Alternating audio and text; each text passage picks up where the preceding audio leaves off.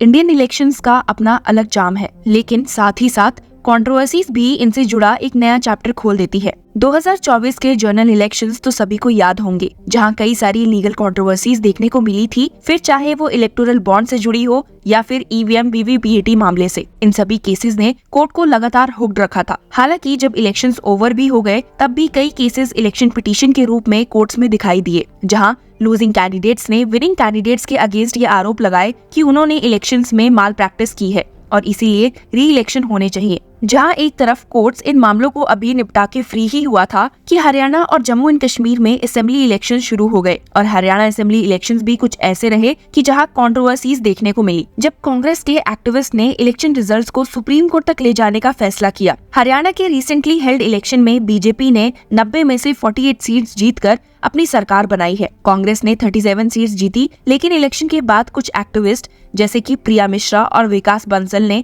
Supreme court में petition दाखिल की, जिसमें उन्होंने कहा कि 20 असेंबली कॉन्स्टिट्यूएंसीज में री इलेक्शन कराया जाए। पिटीशन का core issue electoral voting machines यानी कि ईवीएम्स की रिलायबिलिटी था। पिटीशनर्स का कहना था कि ईवीएम्स में कुछ टेक्निकल ग्लिचेस थे जो इलेक्शन रिजल्ट्स को मैनिपुलेट करने का कारण बने। कांग्रेस के इन एक्टिविस्ट का ये भी कहना था कि ईवीएम्स का बैटरी लेवल सस्पिशियस था, जहां कुछ मशीन्स 99% पर चल रही थी और कुछ सिर्फ 60 to 70% पर थी। पिटीशन में ये भी क्लेम किया गया कि ये अलग अलग battery levels external energy sources की वजह से हो सकता है, जो इलेक्शन प्रोसेस को क्वेश्चनेबल बना देते हैं। सभी को ये एक्सपेक्टेड था कि इस पिटीशन के आने के बाद सुप्रीम कोर्ट में एक अलग धमाका देखने को मिलेगा, क्योंकि ये matter retiring chief justice of India DY Chandrachud के सामने लिस्ट किया गया था। जब ये पिटीशन सुप्रीम कोर्ट के सामने आई तो CJI DY चंद्रचूड़ ने इस केस को एकदम स्ट्रॉन्ग टोन में हैंडल किया। पिटीशन के एडवोकेट नरेंद्र मिश्रा ने अर्जेंट हियरिंग की डिमांड की थी, जिसे लेकर CJI ने शार्पली रिस्पॉन्ड किया। सुप्रीम कोर्ट ने कहा, What kind of petitions are this?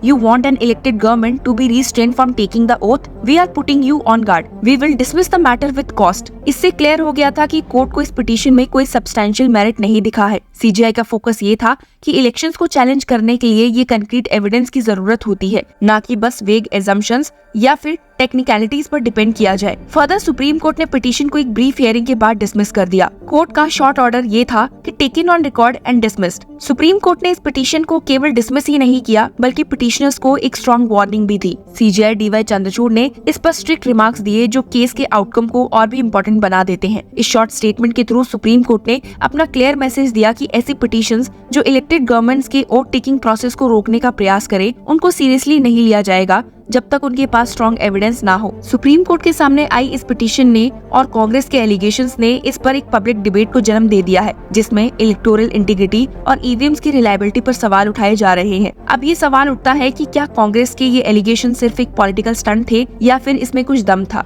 इस केस ने डेफिनेटली ईवीएम्स के ऊपर जो कॉन्फिडेंस पब्लिक के बीच में बना था, उसको थोड़ा हिला दिया है। हालांकि आपकी जानकारी के लिए बता दूं कि सुप्रीम कोर्ट के जजमेंट आने के बाद कांग्रेस ने तुरंत अपनी तरफ से एक क्लैरिफिकेशन इशू किया था। कांग्रेस के जनरल सेक्रेटरी जयराम रमेश ने एक स्टेटमेंट जारी किया, जिसमें उन्होंने कहा कि प्रिया मिश्रा और विकास बंसल की तरफ से फाइल की गई पिटीशन का कांग्रेस पार्टी से कोई लेना देना नहीं है। जयराम रमेश का कहना था, this petition was neither authorised by the Indian national Congress nor the AICC law, Human Rights and RTI Department. The petition was filed without the knowledge and consent of the leadership of the Indian National Congress. इस clarification का मकसद ये था कि कांग्रेस अपने आप को इस पिटीशन से दूर दिखाए, क्योंकि इनिशियली पिटीशनर्स ने क्लेम किया था कि वो कांग्रेस के एक्टिविस्ट हैं, लेकिन कांग्रेस ने इस बात को क्लियर कर दिया कि ये पिटीशन उनके नॉलेज या अप्रूवल के बिना डाली गई थी। हालांकि इलेक्शन के दौरान कांग्रेस ने भी इलेक्शन कमीशन के सामने कुछ कंप्लेंट्स फाइल की थी। कांग्रेस का कहना था कि कुछ ईवीएम मशीन्स का बैटरी लेवल अलग था, जिससे वोटिंग प्रोसेस पर सवाल उठते हैं।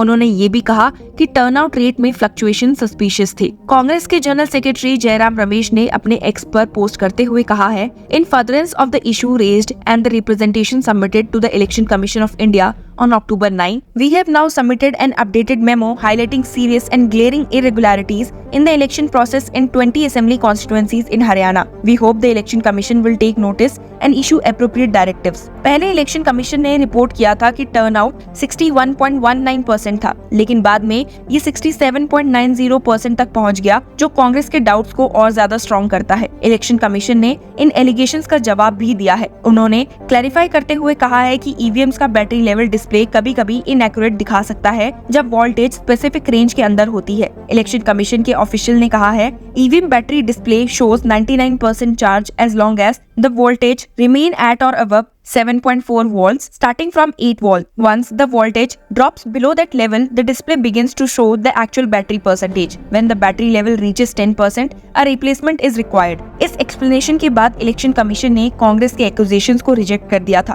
और कहा था कि ये बस एक टेक्निकल मिसअंडरस्टैंडिंग है। इलेक्शन कमीशन ने ये भी कहा कि कांग्रेस के स्टेटमेंट्स जिसमें उन्होंने इलेक्शन रिजल्ट्स को रिजेक्ट किया है, एक undemocratic rejection of the will of the people है। आपको बता दूं कि जो पिटीशन अब डिसमिस हो चुकी है, उसमें जो की आर्ग्यूमेंट्स उठाए गए थे, उसमें ईवीएम्स का वेरिंग बैटरी लेवल और सडन वोटर टर्नआउट सर्ज शामिल था। कांग्रेस के रिप्रेजेंटेटिव्स ने ये भी कहा था कि ईवीएम्स में एडिशनल पावर सोर्सेज का यूज किया गया हो सकता है, जो इलेक्शन प्रोसेस की इंटीग्रिटी को क्वेश्चन करता है। लेकिन सुप्रीम कोर्ट ने पिटीशन की एलिगेशंस को बेसलेस मानकर डिसमिस कर दिया और ये कहा कि ऐसी पिटीशंस जो इलेक्शन रिजल्ट को चैलेंज करती है, बिना किसी सब्सटेंशियल प्रूफ के उन्हें सीरियसली नहीं लिया जा सकता। कोर्ट ने क्लियर किया, we are not inclined to entertain such petitions which challenge the democratic process without any credible evidence. CJ DY Chandrachud ने भी इस बात को रीइंफोर्स किया कि इलेक्शन के बाद रिजल्ट्स को बस स्पेकुलेशंस या डाउट की बेसिस पर नहीं चैलेंज किया जा सकता। इस टाइप की पिटीशन से सिर्फ पॉलिटिकल अनसर्टेनिटी बढ़ती है और डेमोक्रेसी का बेसिक प्रिंसिपल वीकन होता है। सुप्रीम कोर्ट का एक स्ट्रॉन्ग स्टांस इस केस में एक प्रेसिडेंट सेट करता है कि इलेक्शन रिजल्ट्स को चैलेंज करने के लिए